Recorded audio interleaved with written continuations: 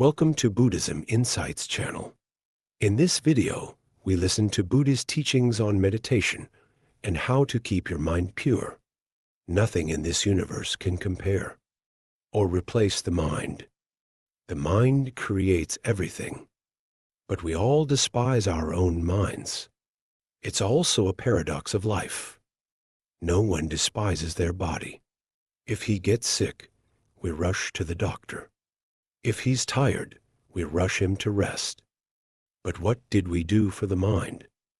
It seems it's only the Zen masters who pay attention to their mind.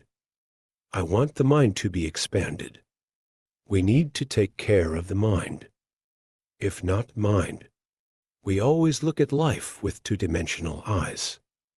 Good or bad tomorrow or yesterday. I love this. I hate that.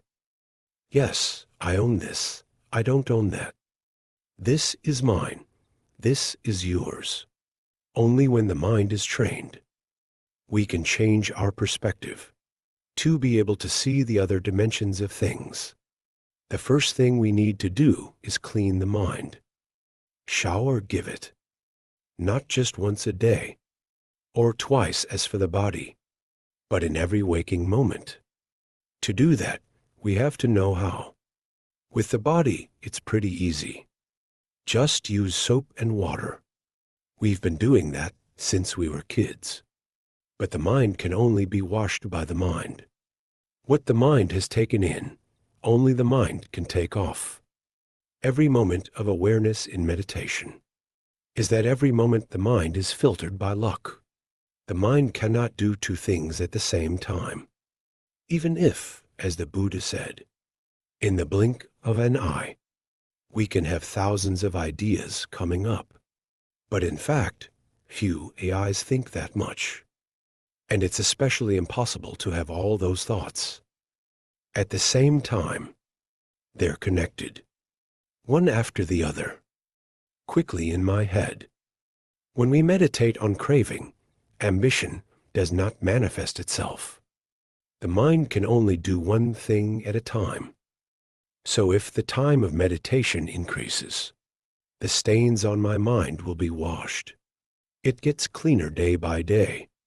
The second most unique animal in the universe. The only treasure we own. When there are precious items, of course, we have to take care of them. Cleaning polish into grease.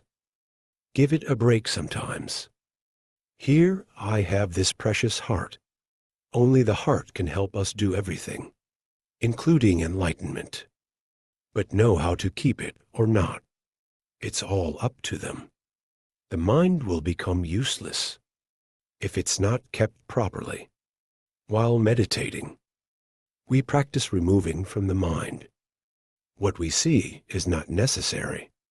To keep in mind only what we want to think about. When it becomes a habit, we can apply that method, meditating on everyday activities, to help us get rid of our unhealthy thoughts. It's like sitting in meditation. We can throw it away, chasing after delusions in everyday life. The opposite is that we don't run, chasing delusions in life. It makes it easier for us to meditate. People who can control their thoughts. Make the mind think only what it wants to think. It's called the Arhat, or the enlightened one. Don't be surprised. If not always, we can also throw out our illusions. It's so pleasant when we can only think about what we want to think about, because that's how we control our minds, rather than mind owning us. Always chasing any thought that arises in the mind, whether happy or miserable. It's a habit we need to give up when we meditate. The next step is mental training. Unrestrained mind. It's like waves going up and down the axis, running from one thing to another. You can never stay in one place. I have no experience reading books. To the bottom of the page, I suddenly realized I didn't know what I had just read. I have to reread the whole page. We have to practice keeping the mind in one place. It's like we have to promote muscle metabolism. It means we're looking at the world and ourselves from the point of view of the self. Through that look, the outside world as well as the people around us, it's become our threat. Because our ego is fragile, it's easy to touch and it's easy to suffer. All the thoughts that arise when sitting in meditation, it will help us understand ourselves better, about the impermanence of physical and mental phenomena, about their non-ownership. As we practice breathing and weightlifting, if we're really in control of our thoughts, why don't we control our thoughts? Who wants to own a pile of trash? But I'll try to make my possessions become precious. The third thing we take away from interest is, this is dukkha, suffering or dissatisfaction. God doesn't just mean suffering. It also includes all the things that don't go well, the development of. It's a more general concept, including everything we've experienced. Even pleasant things make us miserable because they pass away. Impermanent. The unwillingness of the thought process will appear very clearly in meditation, because I'm here when I really want to pay attention. We just sit around thinking. We have to be aware of impermanence. Not like and not self. Growth can only come from exercise. By my own experience, no one knows these three things without ever experiencing them. If we don't really understand it directly, with my inner self, they're just beautiful words on the lips, because many people still experience these things every moment, but I didn't recognize them. We're dying every moment, but we don't pay attention to that either. Mind to do as I please.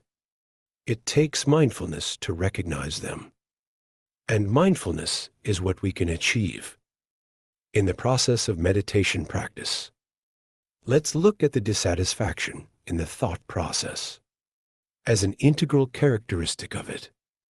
If we could see things as they are, with an alert eye, then we understand what the Buddha taught. It's useless to sit there thinking. If only I hadn't thought. Stand still when you want it to stand still. If only I could pay attention. If only meditation wasn't so difficult. Or if only my right leg didn't hurt that much. That's a dream. That's a dream. We can't just sit around dreaming or dreaming. If we want to reach the cause that hurt me, Buddha said that all beings are sick. France is the cure. Buddha has the title of King of Medicine. The practice also strengthens the mind. As with any other medicine, if we only know about them or read prescriptions, it can't go away. Humans have been drugging for thousands of years. Stop taking the prescription when you distinguish the difference between prescription poisoning and taking drugs. It's easy to know what to do when the discomfort arises, because I have to sit in one place, because the mind has been trained to let go. The mind will speak out against nagging. It's good to say, I don't like it at all. It's very annoying. I can't take it anymore. I need to sit in a chair. Why do we have to sit like this? Torture yourself or know if it's worth it. Do you know how much suffering it is worth? And many more. The mind is capable of telling us anything. It can talk about anything. We are not arahants who are self-accepting. And every aspect of the problem, it just raised a problem that's turned upside down. Any AI mind can do that. The mind can turn upside down. Don't sit there thinking, I don't like it. My right foot, my back, my neck, or whatever hurts too much. No. Let's use the sensations that have arisen as a way to wake up the individualism itself. Feelings are the foundation of life. But how do we react? It's because of our contact with our bodies. Tincture and wake flavor. Buddha talks about mind, the process of thinking as our sixth sense. For example, if we don't see, the world will be different now, or deaf or mute. Lack of a sense. This is my attitude. This is your attitude. It also changes our view of the outside world. But when there are 6 houses in contact with 6 ceilings, from which sensations and reactions arise, it's inevitable. We can't be without emotions. An arahant also has a pleasant feeling, unpleasant or neutral. They also have feelings. Neutral feelings we may not know about because we don't have enough attention. It's created so many problems in the world. We are not mindful enough. But with pleasant sensations, we recognize immediately. We cling to them and find ways to keep them. Every economy in the world, it's all based on creating pleasant sensations. And find a way. It makes people want to enjoy them even more. If everyone gives up pleasant sensations, there are some economies in the world that can survive. The pleasant sensations arising out thanks to the fan. Refrigerator, mattress, water heater, water cooler. All kinds of food and more. AI also has pleasant, unpleasant, or neutral sensations. They arise continuously. Most of us spend our whole lives looking for it. Hold the pleasant sensations and drive away unpleasant sensations. It's an unthinkable fight because no AI can hold on to pleasant sensations forever. No one can hide. We define ourselves by what we think. The feeling of discomfort forever. As we get older, the unpleasant sensations increased compared to when young. There's no exception to AI. It's the laws of nature. Death will come with unpleasant feelings. However, these miseries are not just for old age. For those who are near and far, the youngest, the strongest is also full of unpleasant emotional feelings. Through books, movies, read. Suffering. If we decide to sit still for a moment and look at ourselves, no longer running away from unpleasant feelings of suffering, clinging to pleasant sensations, maybe just in one session, we will know a lot about ourselves. Observe the suffering on paper while sitting in meditation. This will happen to many of us. It is also a way to find out reaction to your own actions, or use the mind. We want to change that feeling. We want to run away from it. An almost reflexive reaction. Immediately to the discomfort of moving. Change your seat to avoid pain. As soon as possible. In everyday life, we avoid suffering by hiding from it. Away from the people who made me feel that way. Running away from the situation, blaming others. Instead of recognizing your feelings and saying, just to do things that strengthen me personally. It has risen. It will stay for a moment and then pass. Nothing exists if we're aware of how we feel, that we're looking at it in mindfulness, instead of reacting with action. Our response is by banishing suffering. Hold on to the lost is the reason. That keeps us in the cycle of birth and death. The most important thing we learn in meditation. Because we don't have a direction, we don't have a turn. That's movement in a circle. We can't escape its pull. It's a spinning game that doesn't say rah. We go around and around and around and around and around. Banish the suffering, a circle without gaps. There's only one way to escape that attraction. Stop observing the emotions.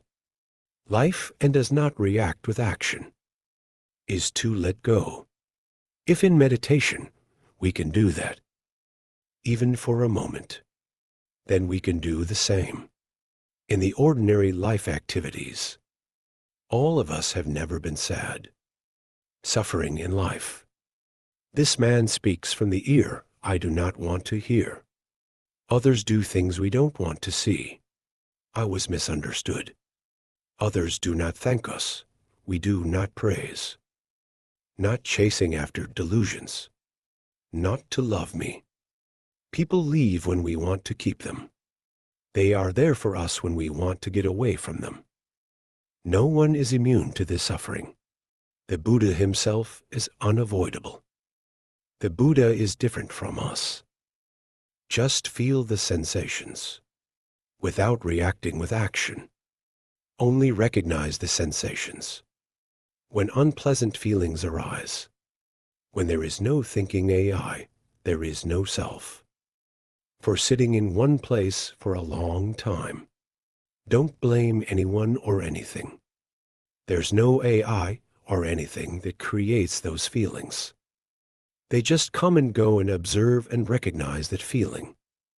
We can't change anything unless we can separate ourselves from that discomfort, not to suffer for it. We can't do anything else than that. In this situation, at first, we could only let go of the illusion. We just need to know that unpleasant feelings are just feeling. No one is them. We didn't invite them. Why do we accept them as us? Unless we realize what's happening to the mind. When these feelings arise, we'll fall back into the habit of our reactions. Familiar thoughts. Reactions according to habits. For a short period of time, day after day has formed a groove. It's in my mind. It's like a muddy road. When the wheels go back and forth, the subsidence gets deeper and deeper. My mind too. The deep subsidence forever. Until we're stuck in one place. Can't move forward anymore. This is an opportunity. But that's just the beginning. Convenient circumstances.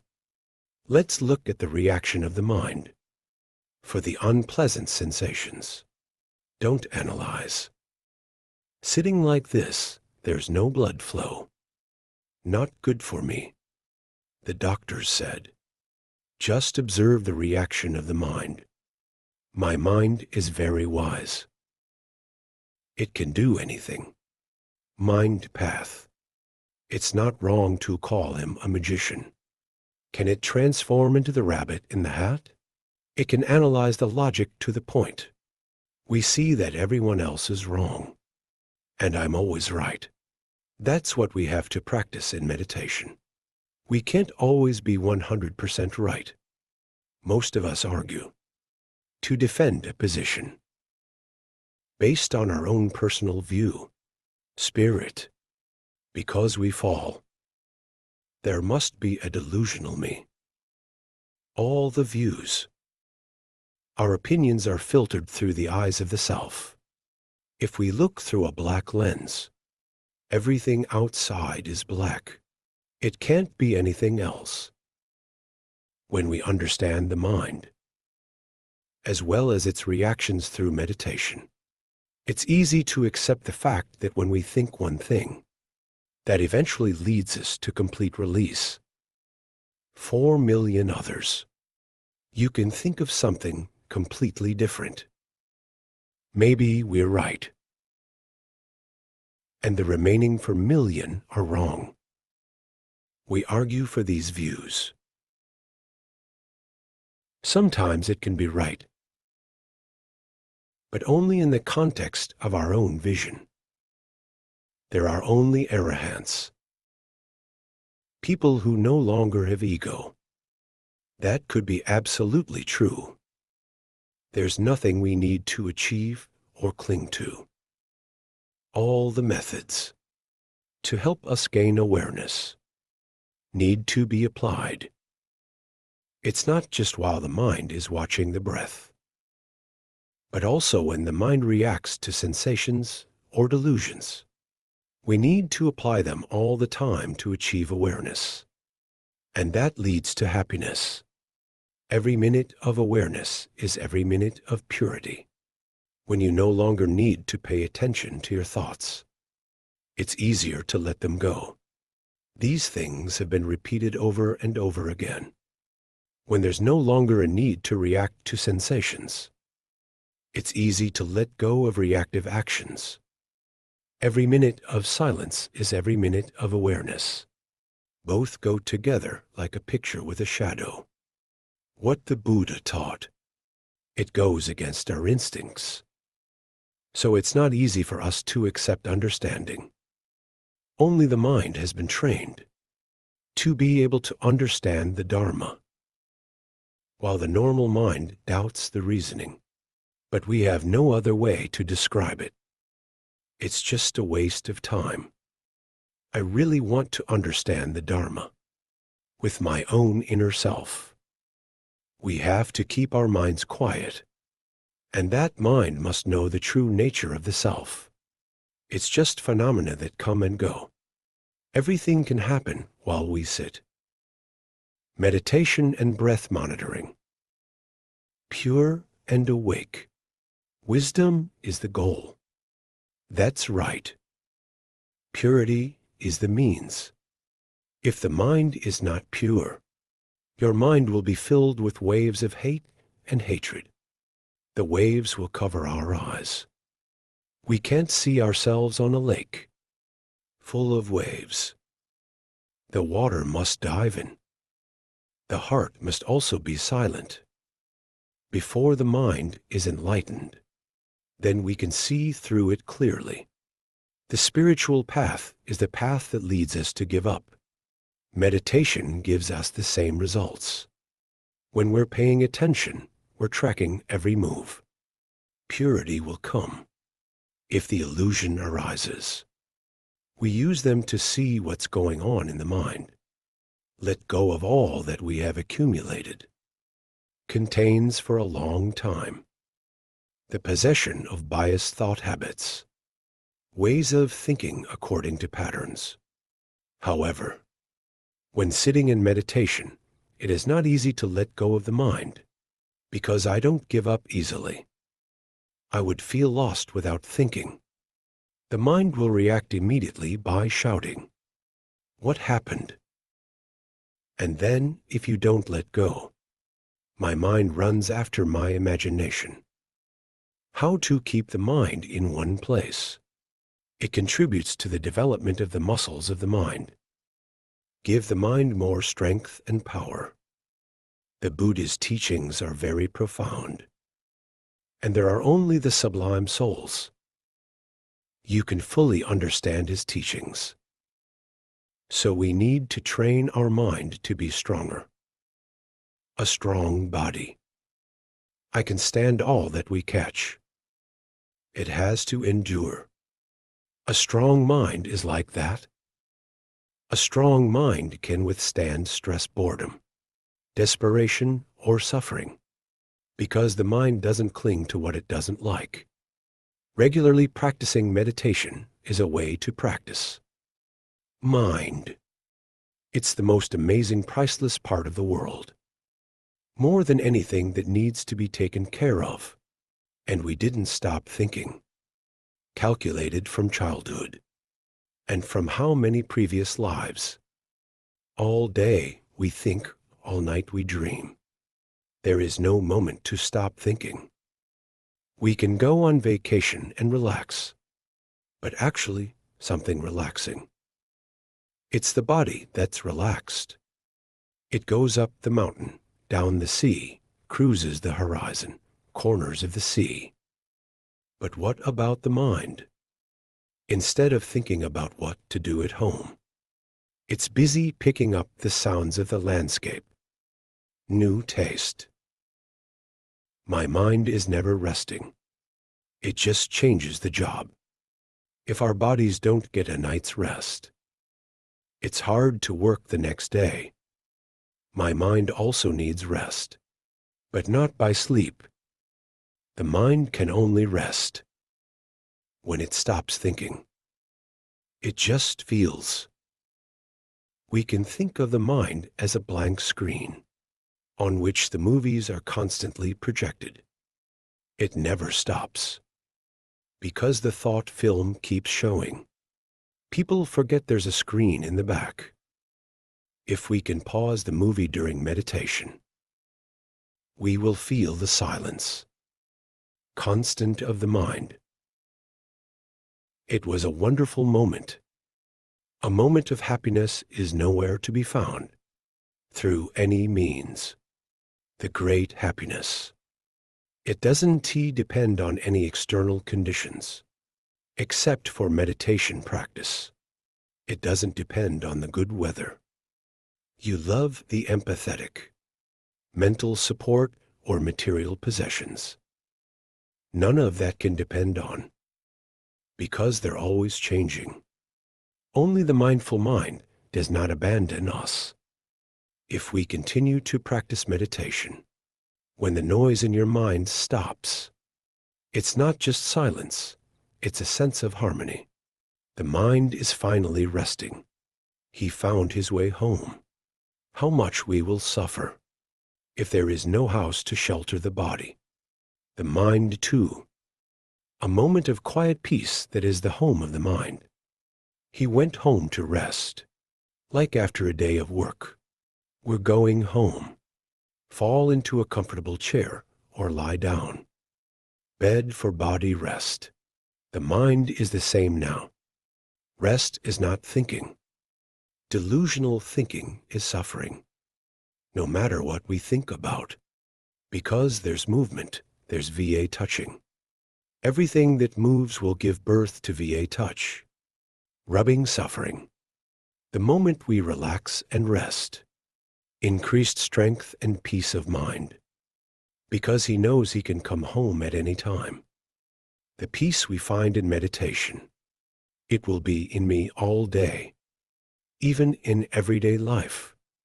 We found it too, peace of mind, because the mind knows that nothing will stop it from coming home. Find the harmonious silence. Those are the main reasons to explain why our lives will never be complete if there is no meditation, the external pleasures that life brings us. It can't be compared to inner joy. Letting go of clinging helps us understand that. What I've always asked for, the mind always asks for thought. When we stop wanting, we don't have to think illusory. When we stop demanding, all 7 hopes of suffering are gone. That's why we need to practice meditation. First, we have to focus on the out-breath. Breathing in the nose. The breath is the wind, so when the wind comes in or out, we feel it. That feeling helps us focus in the nose. It's hard to avoid that at first. Our breath is our life. So, CNG's HPHHN LDN High Thin QN. Ta Sang NH Hyth. Kchiang Tichri Ki and Gi PHTNO. Vymt Ki Ta NGH NN. Ta Kuen Kui and Cho En Ki Ta Mount N. Nth Kchiti Ue He Kchidi Engt. LC Ta Mi Thy Hyth Quan Turn Bit Bao. Nachiji Ki Hyth Cn Vi Cheng Ta. Ta Cheng Bao GI. Du Hyth LS Seng Cn Kata. LBUVD Ku Ent Katidi Si Cheng Ta. Hyth Cn Turk Tip H Ter Cho TM. Ki Ta X Cn He Vi V. Hyth Ter NNGPRT. Ki TM Ta Than TH Lang. Hyth NH Eng Than, though T. Ki hyth ter en mong man en ni kach tm thy. El ki cheng ta trong turnth I thin nh. T peach turn vo hyth. El p aeng ph pgi p cheng ta tien turnth I. Thel mount h nh eng va t ni en. Va seeth si kim so t. Ta seeth lm cho hyth su. Di he ngn he eng, li glt. Si niu sich tm, vo hyth. Ta seeth theo d hyth vo. Hyth ra ki, touch tm, n. Mundik, tp, pa eng sich ny. Kchiang cn phi te, I sich. Chime leng theo d and vo ra. Hok tph tm, b eng sich kt hph, hyth vi tiang. Nimth dinam m nam ki, htvo m ki, thra. Ta siang seeth m mount ki, htvo mount ki, thra. 2 ki htvo to ki, thra. Kchiang md and m kchiang, m ku 10. Ki m in 10 li bt uterly mount. Ki tm lang, thang btum li mount lc btu. Nu bn kchiang, bao gim ku tu eng n, l eng. Hi ki n to the tp. ttctm, u jing now. Bn kchiang, cn phi ngh. Ti kchiang, tp thin kchiang hph phi ti. Na chi gti ylai. N shell mount tm, kchiang kinch. So vi tm c kinch. Mount vn eng vi n ctp luen, s kai, nan. Kai g hn, nga, kchiang tp. Thi. Nu kchiang, cscgg tp, luen. Kchiang bo orange tivdg. Ti kchiang, kai nan. M hyth nimj.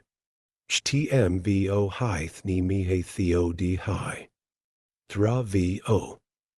Hyth zem paang, php and oath hph vi bn. Re gi li, paang php. Nu bn seeth tph tm. Biang sich theo d hyth paang l in expsung biang. CLMNH. Chain exp nh than obn seeth ngi lu. Ling thang nach eg kchiang gg. Vi biang, vccng phith jin. Ki bn ngi, biang kui hi ngi thang li. Ucng, phi gi thang. Ngi kui. Ugc zung. DLM tabun ing hn, lth, tm. Ki ngi, thin sheng, to cn phi ho n, to nth thuk. Bn, s thy orange. Kchiang phi lcnotm, ciang to vo hyth. Dbntp biang, paang, php and onim chem mount. 2 htm, vo hyth me. Hey theo d hyth vo ra. TMVN leng xg. Turkey bn tiang tp ngi thin mount thi, gian di. Ving tiang kun, fim, vn, cn. C sich ltp, git and cc ving, tiang. Na chi g nu gp kach, kun. Seeth engine h a biang sich gi chung chung. NHTTang Hai Sielm Lane. DT NHA Enham NH. Kchiang Quan Turng. Vien Gay LC Ta Ti Choving Tiang Mount Citn. LLC Ta Teach Ta Ra Ki N. Nu Kchiang. Bien Kchiang Phi LNGI Than MLNGI Sui NGH. VBN SHON. To NBDNDT. Li Kun, Theo C. Sui Tiang Km NH. BNS lo cho con mob ent go ika. Lo kchieng bit el maya nh eng cha. BTC jeeth bn sieng ang lo ngh. D ni ntm bn stbo cha orange. Na chi gti cn phi bit na chi g euch. Ki ta thin bn kchieng cn bit vvngc. Kakai vn si tun ti tri I. Kchiang cnns lo leng kacheng ta. Mi gi phtn inri I. Kiving tiang di l in hi nh and thang von. T n cho n. Tereng si kchiang nhvn. Mount ki ving tiang cttn. Cn ga l ta sith bung bn. Dn dienth I quen ny. Sc cheng ta pdg vo mi pht gth thik. Nh ki sin heg t tiang kchiang trong s eng. Ta sith bung bi cheng. Bn stp ngh neu mnh mun ngh. V ki lmc nh.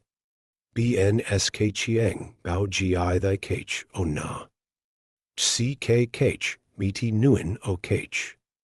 Tt en cho cct tiang. L sich gi pita nann bitving tiang. Trong I sang h eng ny. Na chi gi ki ngi thin ta gi lsth thik.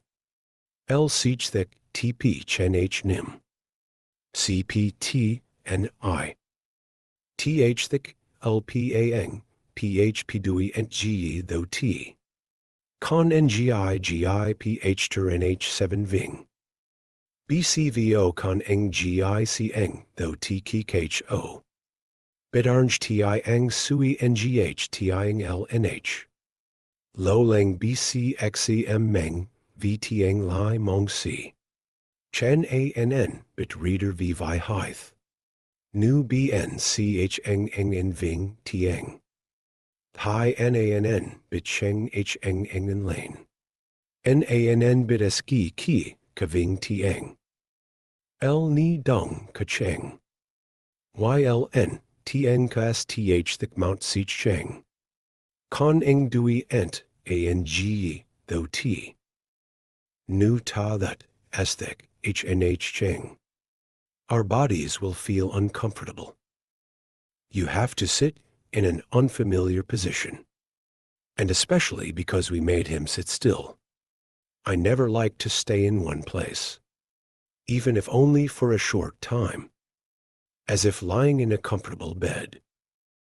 My body rolled all night. Body wants to move to get rid of discomfort. So even though we're sleeping, our bodies are moving.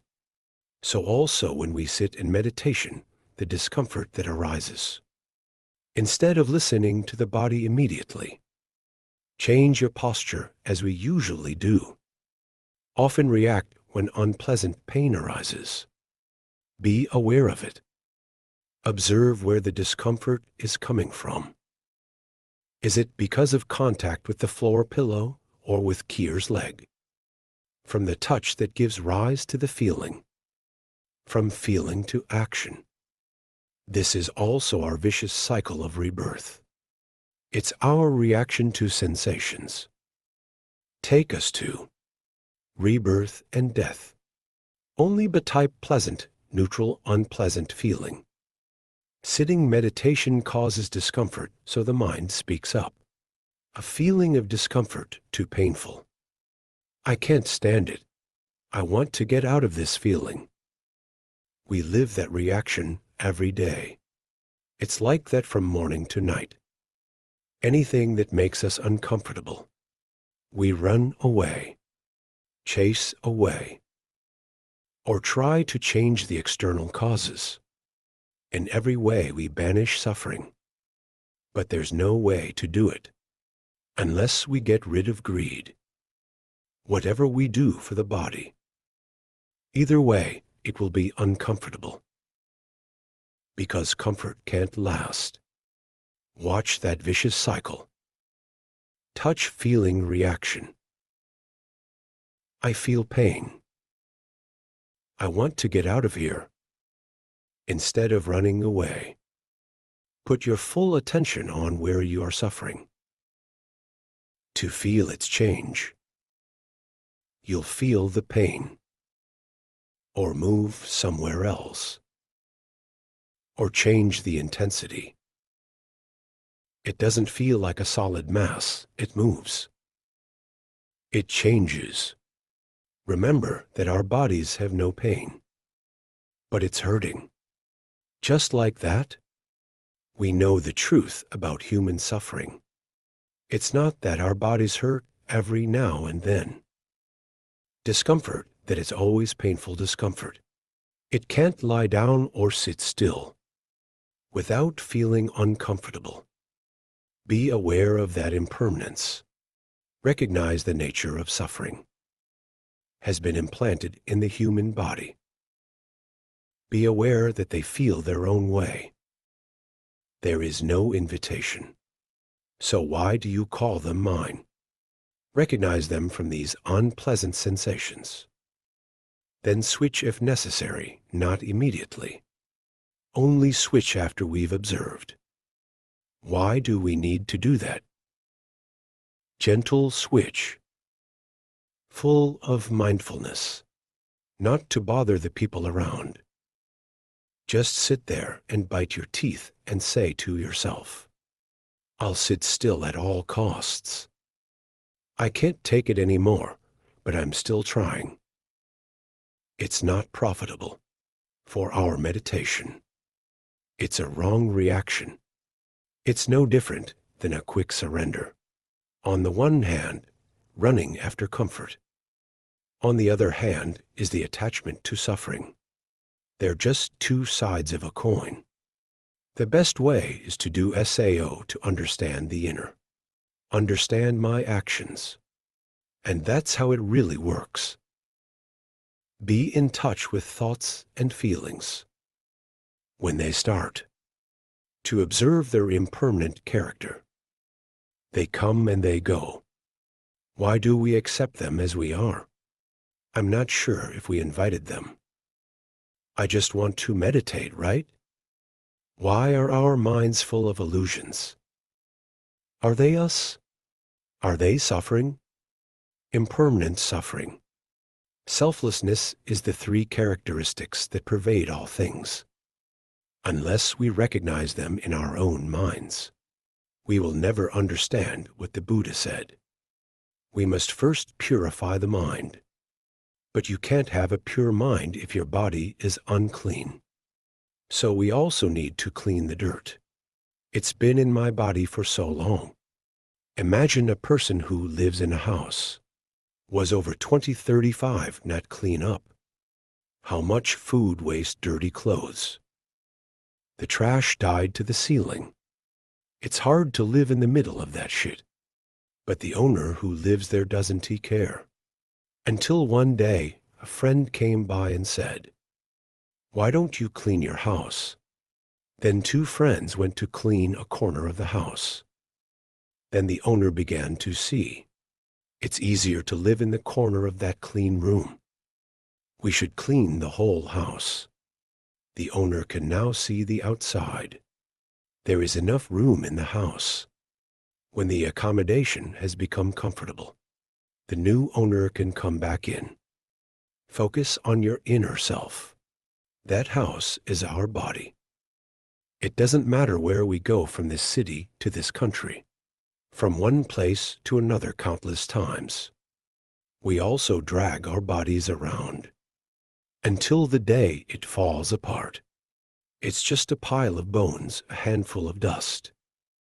But we don't have to carry this body yet. Still have to live.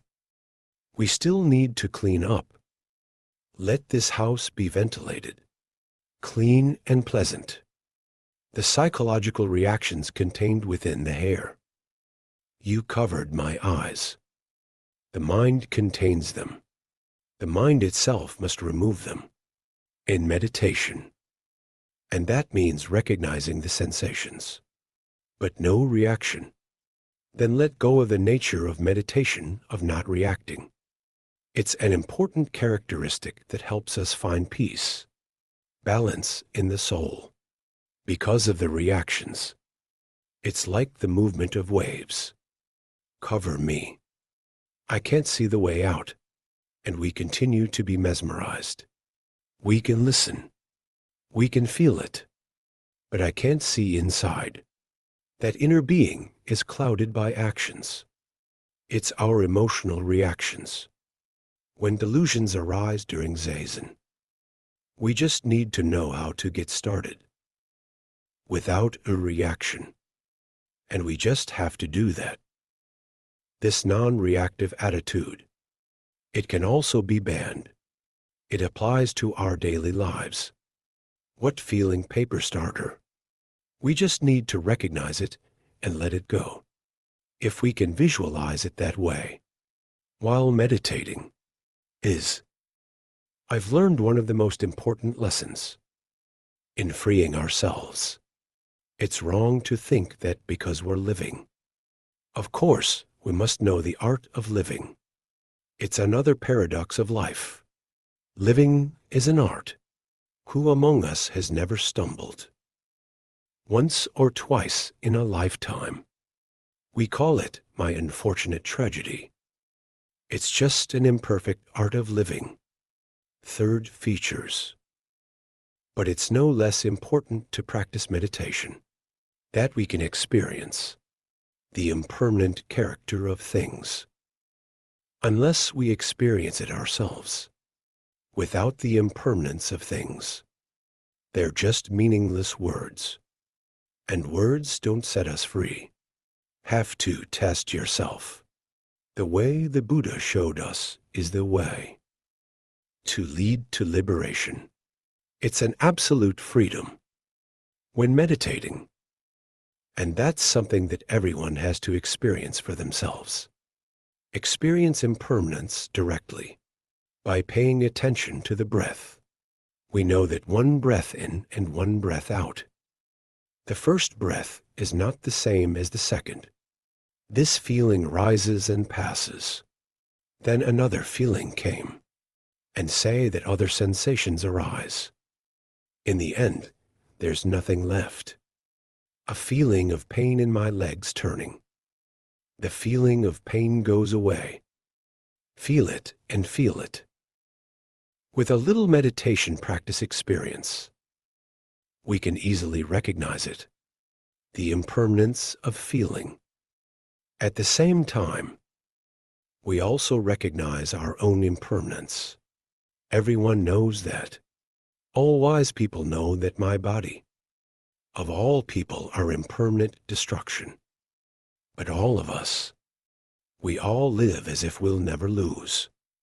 I suffer and cry when this body is destroyed by the laws of nature, as if it's something we never expected.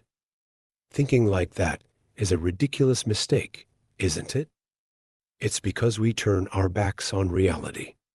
I just want to accept the good.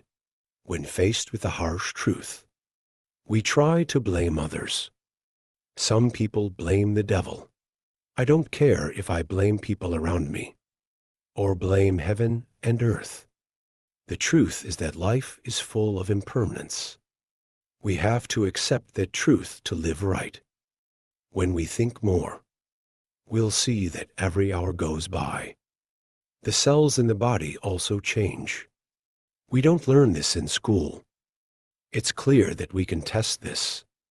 Deep in meditation, I can feel every feeling in my flesh. We will have a different view of ourselves, as well as about life, because now we've understood it through our own experience, that nothing sustainable lasts forever, especially with this body. Science has proven that nothing in the universe is a mass. All matter exists. It's all made up of molecules, moving at a fast speed, come together and disintegrate together. So they create the illusion of a solid mass, the Buddha. That's what they said about molecules 2,500 years ago. No need for laboratories. To prove it, he experienced it himself and became enlightened. Scientists know all of this too, but they're not enlightened, because what they're missing is their own experience. They themselves can't prove these things. We also know with a little bit of intelligent judgment that nothing is a solid block. Otherwise, there would be no body. It's just human bodies. But that's the judgment of reason. It's not enough, we have to feel it. When we feel that way in meditation, I really know. No one can argue about anything. About our own experiences. It's as if someone told me that. No, it's not that. My body is a mass. Why don't you try to shape your body? It's a solid mass, isn't it? We don't want to argue. We don't want to be persuaded. As if someone were arguing about what the Buddha taught. You didn't argue. You don't have to defend your doctrine. Because you're talking about your own experiences.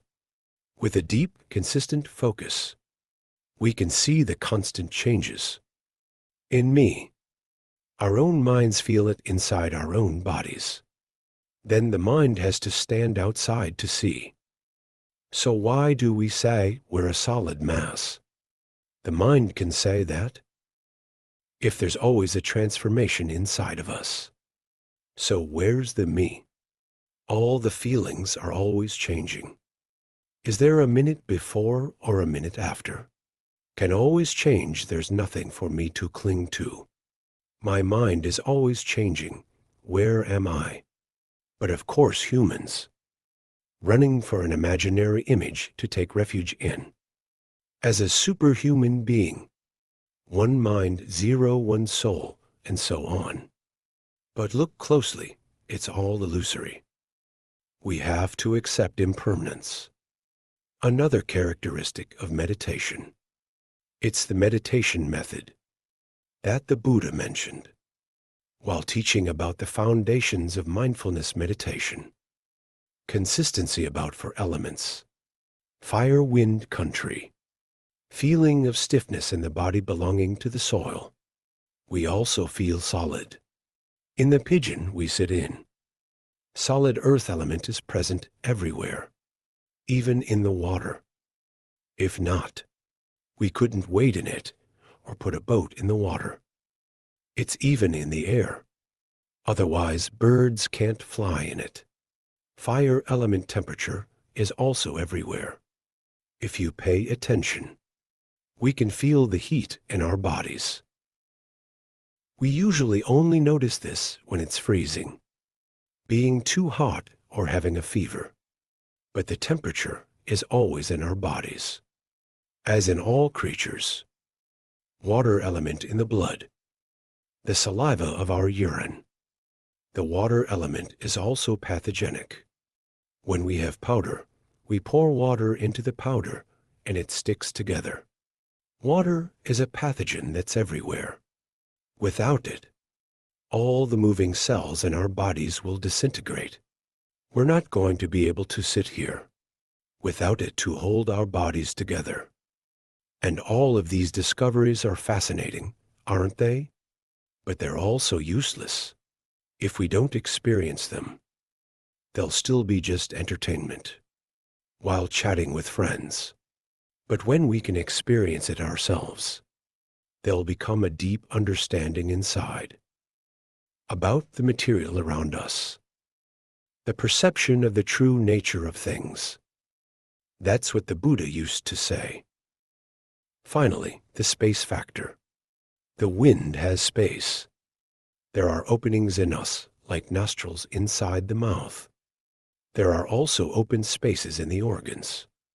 The universe is space. If we realize these things, we'll see that it's all the same. We will have fewer thoughts like, this is me, and I'll just take care of myself. I don't need to know the world around me. I hope they live well too. but don't count on me. When we realize that, we have it only because of the combination of conditions. We're nothing but for things, fire and water combined. What am I? To the point where we take care of it in every way. And the rest of the world. What are the people around us? So we have to feel threatened by them. Meditation is aimed at achieving enlightenment. Enlightenment is the goal of the Buddhist. The tools are tools. How do we use them more effectively? Each one in a different way. But the better we use them, the faster the results are easier. Remember to focus on the means, not the results. There are many methods of meditation in the pure path. There are more than 40 ways listed. But there's only 2 directions, 2 paths we have to go. Pure and awake. Purity and awareness go hand in hand. It's like direction and goal. We must know the way to the goal. We need to practice both ways, pure and awake, to achieve the results that meditation will bring us. Most of us want to be happy. Everyone also wants peace. I want to have a sense of satisfaction in meditation. If we catch a glimpse of that sense of well-being, how happy we will be. Many people are satisfied when they get to that level. But purity is not the goal of meditation. It's just a means to an end. Purity is the means. Inner awareness is the end. The vehicle is essential, but they can't be confused with salvation. But because that means it's comfortable, we become attached to them. Our problem is always running. Pursue comfort and shun discomfort. We think the purpose of life is to be comfortable. So happy we seem to have no purpose. In my life, it's impossible to take away all the discomfort, suffering in life. We just keep what we like. As long as we see it as our goal, then we have no purpose. The same in meditation. So how do we do that? We can achieve purity. And how that's affecting us? By practicing paying attention to the breath. Gradually, we will find purity. My mind will stop thinking for a moment and will feel completely at ease. The mind is never relaxed because thinking is a moving process, and any movement creates friction. But we can find purity in a moment's time, or longer if we continue to practice and increase your meditation time. It's not that hard. Maybe it's hard at first, but with patient perseverance, a little grace and a quiet place, we can do that. I'm sure we all have good fortune. Otherwise, we wouldn't be here. People with evil karma will not find its way to meditation, or even if they didn't. That's why I said that I already have good fortune. You're not lacking in patience if you've been reading these lines. Just one more factor, that's willpower, determination. When you sit down to meditate, you need to tell yourself, I'll focus on every breath. If I'm careless, I'll start again. You need to do that to keep your mind balanced. It's like a circus walker. Every time we have to restore balance. That's why we need determination. When a sense of serenity rises, the feeling that Buddha called purity, right now in the present moment, then it can't be different, for whatever is born must be destroyed. The first reaction that the mind must have is to recognize the impermanence of things, not let the 7 rings ring. Oh, it's over again. Or it just felt so good. How to get that feeling back? The way we've been reacting for so long. Living in France, law enforcement is unusual behavior. different from everyone around. When Buddha was sitting under the Bodhi tree before enlightenment, when Sarada brought him milk in a golden bowl, she also donated the precious bowl. The Buddha, after drinking, dropped the yellow bowl into the river in front of him and said, "If the bowl flows against the river, you will be enlightened." And the bowl flowed against the current. Can that happen? Maybe the Dharma is trying to tell us that when we live with France, we have to go against the flow of instinct, of natural tendencies. We have to go against the easy way, comfortable, what everyone else is after. It's always harder to go against the current than to go against it. Down by the line. Feel comfortable in your own place. We feel it first in the body. Then the mind will pass. We have to recognize its impermanence, so we can use it for a purpose. Otherwise, we just use that sense of purity for your own comfort. But just to be comfortable for my body, I was selfish. I only know about myself. It's not about moving towards selflessness. It is the root of what the Buddha taught. The Buddha's teachings aim to lead us to selflessness. He said, "We teach one thing, liberation, the end of suffering. That doesn't mean all suffering in the world is over. What that means is, without a self to accept suffering, there is no suffering. What I will disappear. If there's no AI here, there's no problem. If you use your own sense of self, then we go against the Buddhist teachings. Always come back to the breath. Will help us reach a state of purity. Mindfulness in the 8 paths, teaching us the right attention that leads to meditation. Watching your breath is what you need to do, but there's no AI that achieves meditation just by wishing, or some meditation sessions. It all takes time. So when you sit in meditation, we need to take whatever illusions arise back to consciousness. It's any idea. They're not here to mess with us. It's not a sign either. Prove that we're not fit. Meditation is not a feeling that makes us feel too hot or too cold. There's nothing like that. Delusion. They're not disruptors of our order. They are our teachers. Every illusion is a teacher. My mind is spinning. It can't be relied on. It can't be trusted. It's thinking about things we don't want to think about, even if we just want to be completely quiet and free. First, we need to know that the mind is not a wonderful part of us. Even though we can acquire 10 pieces of knowledge through it, can recall, can understand some concepts and categories, but it's a restless mind, always changing, and it's not going to do what we're asking of it.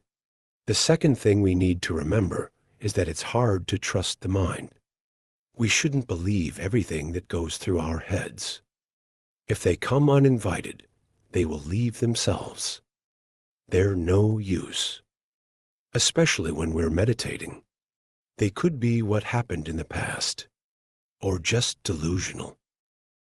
Sometimes they make us uncomfortable, or just as soft as a dream. Maybe they come in a mess. They quickly pass through my head before we can recognize them. So, why do we believe what we usually think? While meditating, we have the opportunity to observe the mind. Thoughts pass through your mind, and practice not being drawn to them. Then SAO in everyday life. We believe in them and let them draw us in. When the mind says this person is bad, he lies. I believe in those things. When the mind says, I'm tired, do I need this or do I have to have that? I believe according to everything. But why should we believe them? While all the Every thought happens in a process. In everyday life, as well as in meditation, the paper thought arose. Stop for a moment, and then it's gone, no pattern or reason. When we've really grasped the meaning of this process, we can change the thoughts that come to mind and the thoughts we want to think about. It can be done when we no longer believe what the mind says. They're just watching their progress, just like the air around us. We don't hold air in our hands and say, the air is its own. Even if we don't have it, we can't live. It's simply that air is everywhere. The same thought. The process of thought occurs naturally in our mind, and as long as we're alive. And that process continues. Oil that they're unreliable can't be relied on. So if we can get rid of most of the thoughts in my head, it's better. We can also look at the mind in a different way. Is when we meditate, but I can't focus my mind. When we're sleepy and not paying attention, we understand that when the mind is not saddened, it wants to sleep. The mind always wants to be entertained. He needs to read a book to see his neighbors.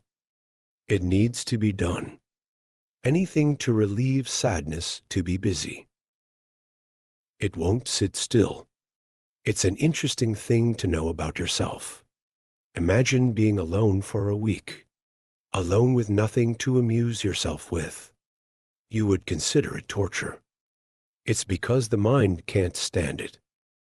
It always needs to be fed, just like the body needs to be fed. The mind, too. It needs something from the outside, because it can't be satisfied with itself. When we meditate, we discover that about the mind. But the thoughts are impermanent. They rise and pass away. They're not always as present as our breath. If you pay attention, we'll know when the imagination starts. It's easier to see when they're gone than when they're coming. We can't keep them, can we? All the thoughts are now gone, right? Impermanent and impossessive. We can't control them, can we? And they're not worth keeping, are they? Why do we want to own them? I want to think they are us. SAO doesn't think they're just a natural phenomenon. They appear and disappear. That's it. The same with this body. Is it really me? It's just a natural phenomenon, arising out of the concept, and vanish through death. It's a natural law. It's a natural event. But if you fall, we can't accept that. Being selfish or arrogant does not mean that we are arrogant. Self-absorption is synonymous with ignorance. Only arahants have no ego.